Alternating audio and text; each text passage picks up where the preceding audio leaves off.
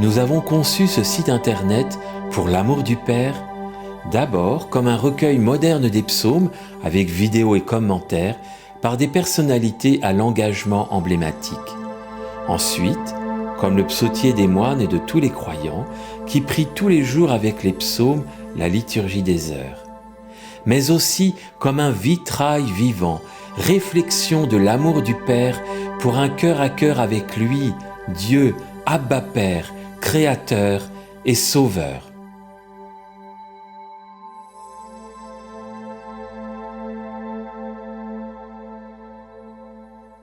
Pour l'amour du Père, Seigneur, je n'ai pas le cœur fier, ni le regard ambitieux. Je ne poursuis ni grands desseins ni merveilles qui me dépassent. Non, mais je tiens mon âme, égale et silencieuse. Mon âme est en moi comme un enfant, comme un petit enfant contre sa mère. Attends le Seigneur Israël, maintenant et toujours et à jamais. Voilà pour le contexte de ce psaume. Il se fait que j'étais à l'Ermitage à Lisieux, et là, dans la nuit, j'ai eu comme un rêve, un songe, peu importe comment on l'appelle, mais je me retrouvais dans un grand champ, un grand verger, avec plein d'arbres fruitiers. Il me semblait être des pommiers, et ils étaient tous en fleurs, mais c'était un verger énorme. Et je voyais devant moi comme un arbre, plus spécialement, avec des branches qui descendaient jusque par terre. Et puis, voilà, c'était très beau ce verger. Et puis après, j'avais comme une autre image que j'avais reçue durant ce rêve. C'était, je me retrouvais dans une petite chapelle, comme il y en a une chez nous, toute blanche, avec une icône du Christ et de la Vierge Marie. Et là, il y avait un cierge pascal posé sur un socle d'or. Et voilà, je trouvais, mais tiens, c'est quand même beau ce petit rêve, c'est pas un cauchemar. Et je me suis dit, j'avais jamais été prié sur la tombe de Sainte Thérèse, et je descends, alors me souvenant bien de ces deux images, je vais sur la tombe de Thérèse, où il est dit, je passerai mon ciel à faire du bien sur la terre. Alors je dis, écoute Thérèse, ce rêve était tellement beau et simple, lumineux, limpide, mais qu'est-ce qu'il veut dire? Alors il y a eu comme une explication intérieure, toute simple, en me disant, mais tiens, quand tu es dans ton village, que tu vois un arbre en fleurs et un pommier, tu vas aller même chercher, s'il n'y a qu'une branche qui est très haute, tu vas grimper sur l'arbre, tu vas aller, je dirais, l'accueillir, et tu vas la mettre pour ta chapelle, près de cette icône. Eh bien ici, je dirais, le projet que le Seigneur te donne, ou le don que le Seigneur te fait, il dit, ne cherche pas quelque chose qui te dépasse, mais prends ce qui est à ta portée. C'est pas aller chercher la branche la plus haute, mais justement celle qui descend, qui est à ta portée, quoi. Et donc, cueille cette branche, et alors je l'ai comme cueillie, bien symbolique d'une certaine façon, et va la mettre près du cierge pascal, près du Christ ressuscité. Alors je trouve ça tellement beau. Et puis après m'est venu, alors que je n'ai vraiment guère de mémoire, en tout cas des psaumes, j'avais jamais bien sûr lu les psaumes, mais ce psaume m'est venu aux lèvres et j'ai pu le réciter sans le psautier, quoi.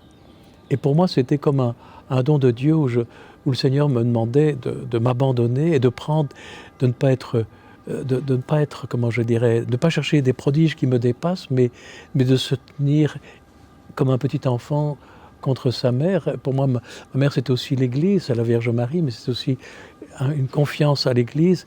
Et j'ai compris combien l'Église était pleine d'espérance, quoi.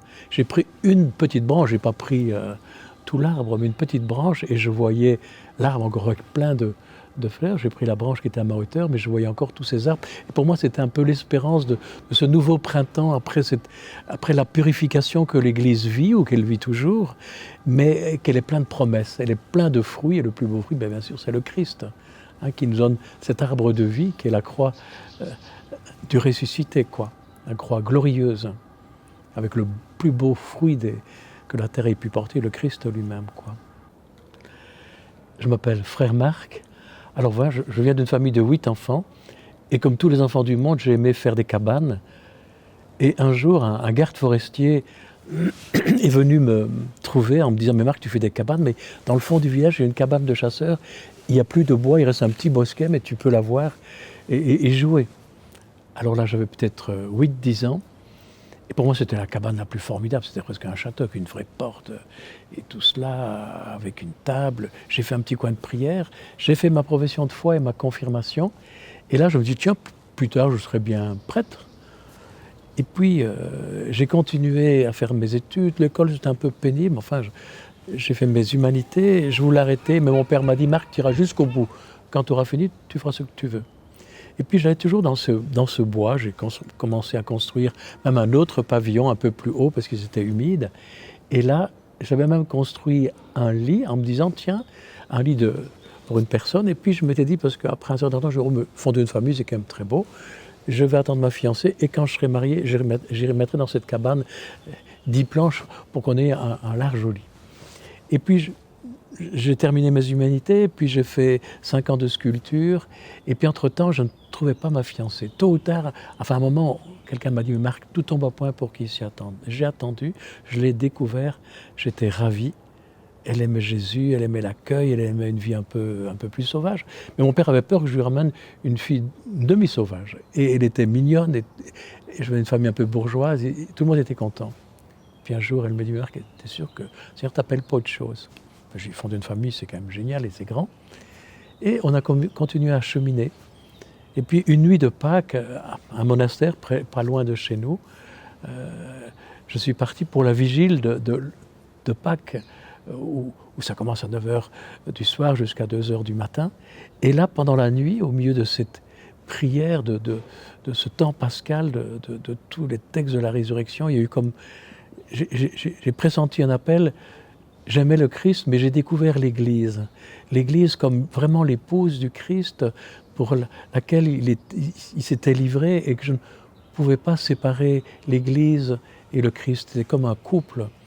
Et à ce moment-là, moi qui étais fiancé, je me dis, mais pourquoi pas donner ma vie au Seigneur pour servir l'Église? Et que je pressentais que je passais d'une histoire d'amour à une autre. Et bien sûr, je renonçais à quelque chose de beau, mais je sentais cet appel, en tout cas, à suivre le Christ pour servir l'Église d'une manière intérieure, alors qu'elle était très maltraitée à l'époque, c'était mai 68. On voulait bien le Christ, mais sans l'Église. Et moi-même, je me dis, mais elle est tellement magnifique, elle est sainte parce qu'elle est du Christ, elle est pécheresse parce qu'elle est de nous. Et à ce moment-là, j'ai renoncé à cette belle histoire d'amour pour une histoire d'amour avec le Christ et l'Église. Et puis j'abrège un peu.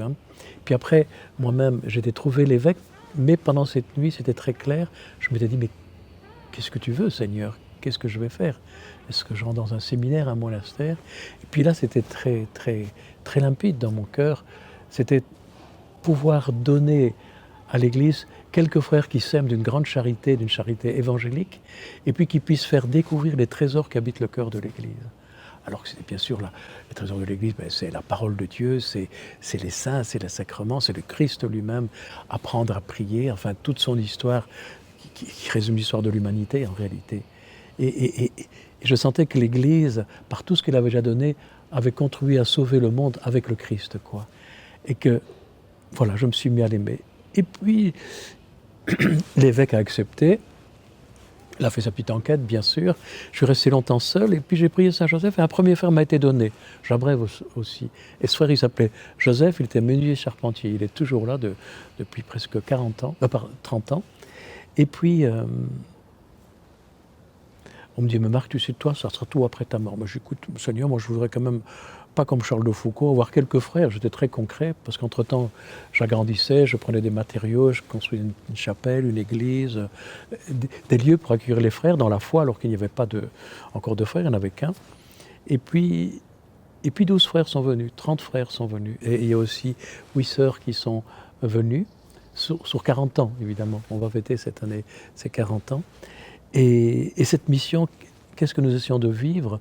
C'est simplement de vivre, parce qu'au début je ne connaissais même pas les spiritualités. Pour moi c'était la spiritualité de l'Évangile et l'amour de l'Église. Et puis bon, j'ai découvert toutes les écoles, Sainte-Thérèse, Saint-Benoît et tout cela, mais je dirais que nous essayons de vivre la vie du Christ en fraternité, comme on pourrait dire une bande d'apôtres, Et puis, en même temps, aussi une vie de contemplation assez soutenue. Nous avons même une journée de solitude dans des petites cabanes qui se trouvent dans les bois, des petits ermitages.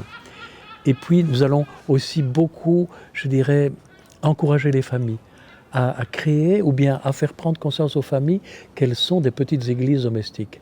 Et que dans le monde d'aujourd'hui, où parfois des lieux dans certaines villes ou villages où l'église semble disparaître, je dirais, eh bien que les familles puissent être des relais à travers cette petite église domestique pour préparer aussi ce renouveau que l'église va vivre après cette grande descente qui continue peut-être encore un peu, mais qui a une espérance très forte. Je l'ai vu moi en tout cas à travers ce verger immensément beau et grand. Donc soutenir les familles et puis d'apprendre aux jeunes à découvrir le Christ, son visage, leur apprendre à prier, leur apprendre à lire la parole et puis à devenir des témoins, des évangélisateurs. Et là dans ce bois, ben voilà, nous avons aussi une petite ferme. Nous partons parfois en mission, je dirais, à certains moments avec un âne même. La création peut participer à cette création, ou par la beauté, ou je pars avec des colombes, ou des choses ainsi. Mais je peux prêcher sans colombe et sans âne, et sans agneau. Mais je dirais que la création peut nous aider. Il y a une espèce d'émerveillement à travers les images, toutes les images que le Christ était le bon pasteur, ou simplement Jésus avec l'âne qui s'en va en Égypte, qui revient à Nazareth, ou Jésus un peu avant sa passion à Jérusalem. Et puis Jésus, l'agneau de Dieu, et donc l'agneau, c'est quand même quelque chose de touchant. Et puis maintenant, ben voilà, nous essayons de vivre cette mission, je dirais, au service de l'Église, et c'est donné comme participer à un réveil, quoi, que vraiment l'Esprit Saint, je dirais, souffle dans ces familles, dans les cœurs des jeunes. Et c'est vrai que notre communion fraternelle est aussi importante. C'est tout un espace d'être témoin du Christ par la communion fraternelle. Et nous travaillons de nos mains. Nous avons un grand jardin avec presque autant de fleurs que de légumes. Nous avons un champ d'épeautres, on cultive, on prie le maître de la moisson, parce que nous sommes 30 frères, mais nous sommes toujours trop peu, parce que la moisson est tellement grande, et l'appel est tellement grand, l'appel de l'Église. Et puis moi-même, je suis sculpteur, donc je travaille un tout petit peu dans le domaine de l'art sacré, que le temps que j'ai. Mais pour moi, c'est le chemin de la sainteté, et pour moi, cette grande œuvre de sculpture, c'était de donner à l'Église une fraternité vivante, fervente, et j'essaie de vivre ça dans la foi. Maintenant, je me suis retiré il y a 3 ans, je ne suis plus responsable, parce que j'étais responsable fondateur, et maintenant c'est un autre qui prend le relais, et je suis très heureux de cette situation, même si ça demande un grand détachement et un grand dépouillement, hein, mais de voir que c'est l'œuvre du Seigneur, finalement, c'est lui le berger, c'est lui le fondateur en réalité. Donc, oui, j'ai toute confiance dans l'Esprit Saint, dans l'Église, et j'ai confiance en mes frères pour continuer cette œuvre, cette aventure que je remets, et puis j'essaie d'avoir une présence là et de transmettre tout ce que je peux. Voilà, merci de votre prière et paix à vous. Merci d'être famille, d'être jeune, ou ceux qui me voyaient, ben voilà, merci d'exister, c'est quand même un grand don de Dieu, hein. La grande providence, c'est le don de notre vie. Donc c'est génial que d'exister, c'est un privilège. Donc merci Jésus, merci le Père, le Fils et l'Esprit Saint. Voilà, et puis toute la communion des saints. Et ils ne sont pas seulement dans les cieux, mais il y en a aussi, c'est développer cette sainteté. Et la sainteté, c'est le chef-d'œuvre de l'Esprit Saint, quoi. Les saints sont des chefs-d'œuvre de l'Esprit Saint. Donc prions beaucoup l'Esprit Saint à se laisser mouvoir par lui, à être en état de conversion permanente. Pourquoi Tibériade ? Eh bien, c'est l'évêque qui m'avait suggéré de donner un nom nouveau. Et puis moi-même, honnêtement, commencer une communauté, je venais d'aucune communauté. Je ne voulais pas fonder une communauté pour réagir, pour faire mieux que les autres. C'était un appel du Seigneur et de l'Église, puisqu'il était confirmé. Et donc, pour moi, c'était vraiment marcher sur les eaux. Et il y avait un texte qui m'a toujours touché, c'est Pierre qui, à l'appel du Christ, puisqu'il pensait que c'était un fantôme, qui avait un peu peur, et Pierre lui dit « Fais que moi aussi je marche sur l'eau ». Et donc Pierre sort de la barque et va à la rencontre du Christ, et puis il regarde trop son nombril et il coule, et il crie, et le Seigneur le retire. Eh bien pour moi, oui, fonder une communauté, vraiment c'était une marche de la foi, c'était marcher sur l'eau. même accepter de couler, mais de crier un bon coup ou de crier longtemps pour que le Seigneur me tire, et il me tire chaque fois si je tombe dans les ténèbres ou dans celui obscur de l'eau, quoi. Et donc je ne vais pas appeler communauté de la marche de Pierre qui marche sur l'eau et puis qui coule et que le Seigneur relève, c'est un peu long. Et je me dis, mais ça se passe sur le lac de Tibériade. Tibériade, ça me paraissait beau comme une petite fleur. Et puis alors, j'ai demandé comment on donne un nom parfois à un enfant, on dit, mais j'ai demandé à des gens, qu'est-ce que tu penses de Tibériade? Oh, on m'a dit, mais c'est l'appel des premiers disciples, c'est Jésus qui passe d'une rive à l'autre. Nous passons parfois de la rive de la prière à la mission, de la rive de la mission à la rive de la solitude, ou du travail tout simple de Nazareth. Hein. Et donc, je me dis, mais voilà, Tibériade, et puis les apôtres qui ont travaillé toute la nuit, et puis ils ne pêchent rien, et puis Jésus ressuscité apparaît au lac, au bord du lac de Tibériade, et il dit jetez les filets, et les filets sont pleins. En quelques minutes, le Seigneur peut faire passer un bon banc de poissons et faire que la providence se manifeste à la docilité que les apôtres ont eue à la parole de Dieu, quoi.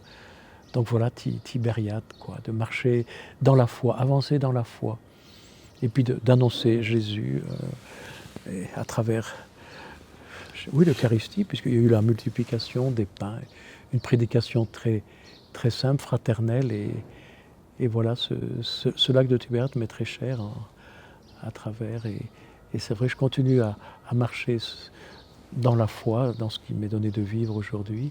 C'est comme allumer un feu sur de l'eau, quoi. Hein, mais ça, c'est une manière de parler, une image, un peu. Mais de ce feu que Jésus a allumé au bord du lac. Hein, et puis, est-ce que tu m'aimes? Oui, ben pour moi, c'est d'aimer le Christ, de le faire aimer, et sois pasteur de mon église, sers mon église. Enfin, voilà. Et j'aime beaucoup ce petit déjeuner du dimanche matin, pourrait-on dire, où Jésus allume un feu, prépare le petit déjeuner pour ses apôtres. C'est la tendresse du Christ aussi, et son aspect de paix, de pacification qu'il donne même à Pierre, de l'avoir renié 3 fois, et puis de Jésus qui vient comme guérir ses blessures. Mais oui, Seigneur, tu sais tout, tu sais que je t'aime, paie mes brebis. Enfin voilà le nom de Tibériade, quoi. Un rappel de la foi.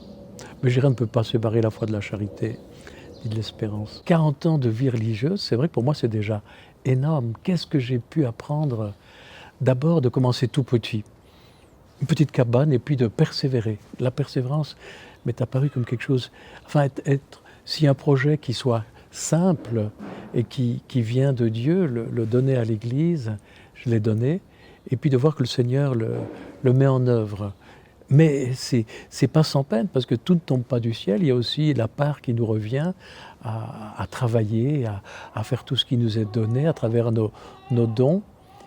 Et donc j'ai vu aussi la grâce de la vie fraternelle. Si j'étais resté tout seul à Tibériade, je serais peut-être un ermite, peut-être dérouté, je ne sais pas. Mais que la vie fraternelle vous façonne, vous corrige, vous aime. Enfin, je dirais qu'à la vie fraternelle, en tout cas, tout va. Enfin, c'est facile de dire, on ne va pas se disputer avec le Christ, c'est un peu des nuits obscures, comme on dit, mais on ne se dispute pas. Disons, on peut le supplier, mais je dirais de vérifier notre vie spirituelle dans la qualité de notre amour. Ça, pour moi, c'est quelque chose d'important.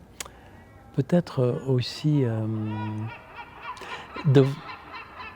Voilà, vous entendez les oiseaux qui rient, semblent rire, mais une chose que j'ai trouvé aussi, l'importance de la famille. L'importance de cet investissement. On investit tellement pour les études, et c'est bien, pour la formation, mais de prendre autant de temps pour la famille, qu'on a été formé pour apprendre des langues, des tas de choses, mais de voir que la famille se prépare, que la famille est un grand enjeu, et que si la famille va, beaucoup de choses vont aller, quoi. Et donc de ne pas avoir peur de voir combien Dieu aime la famille, puisqu'il est né lui-même dans une famille. Et donc, aller encourager les petites familles, ça j'ai appris combien c'était important, et que c'est là encore, quoi.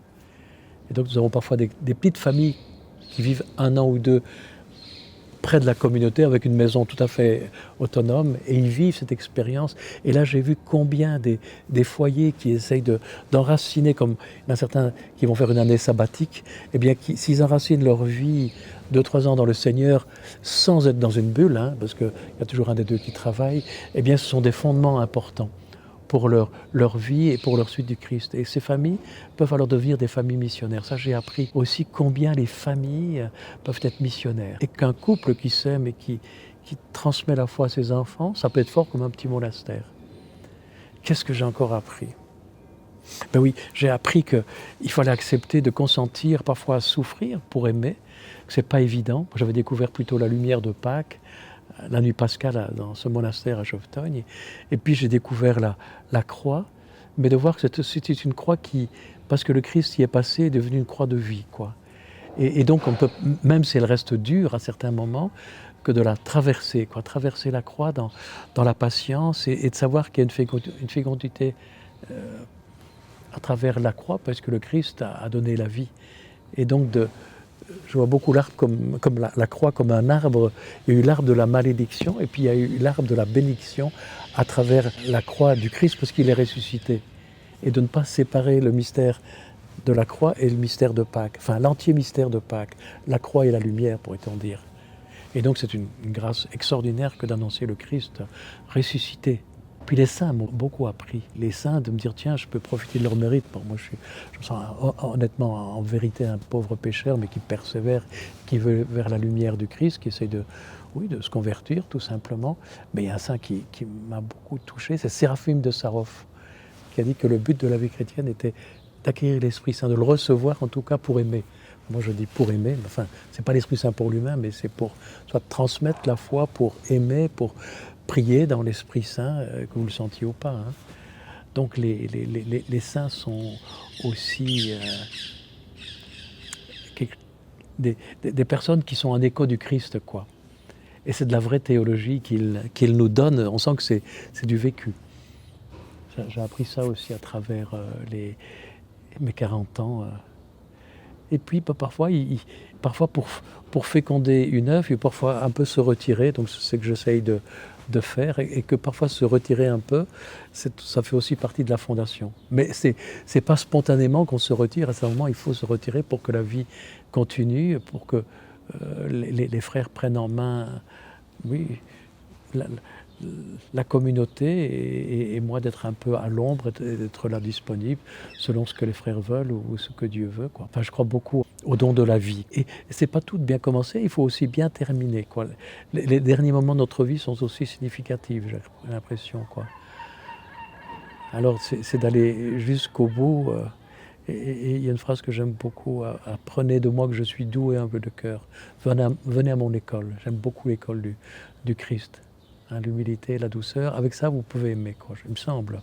Enfin voilà, j'aime beaucoup les petites synthèses. Pas des trop grands discours, mais quelques paroles de Dieu.